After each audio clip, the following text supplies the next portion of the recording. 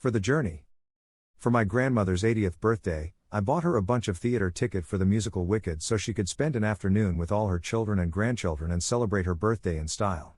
The main reason I bought her all those tickets was because I knew she liked going to the theater, and I suspected that The Wizard of Oz, which is the inspiration for Wicked, was probably the first film she saw as a child, and the first movie she saw in color.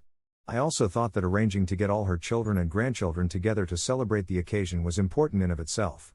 After all, none of her children and grandchildren would be alive without her. And because they've gone on to have an impact on hundreds if not thousands of lives, it seemed to me that bringing them together for an afternoon to celebrate her life might help her realize the impact she has had on the world around her. Of course, she has quite a lot of children and grandchildren, so it cost me a packet, but it was worth it. She got my point. I'm sure at some point in your life you've watched The Wizard of Oz. Maybe you were traumatized by the flying monkeys as a child or couldn't sleep for days fearing that the Wicked Witch of the West would come and get you. Then again, maybe all you remember about that movie is Glinda and her floating bubble and the Munchkins singing that rather sick song as they danced around what remained of the Wicked Witch of the East. Now, I don't know about you, but I'm not a fan of musicals, so when a character like the Scarecrow begins to break into song about how if only he had a brain, I believe him. And when the Tin Man sings, "If only I had a heart," and the Cowardly Lion whines about not having courage, I'm tempted to say so what? But like you, it struck me that maybe I'm missing the point.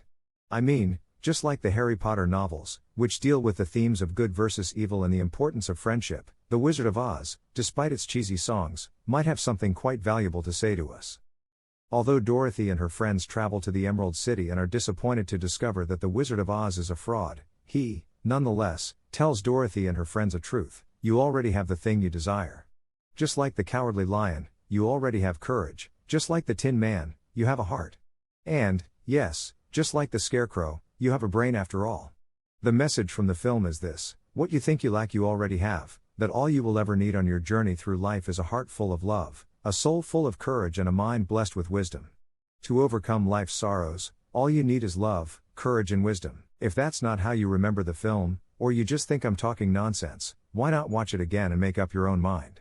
If nothing else, it might be a nice way to spend a rainy afternoon with your nieces and nephews.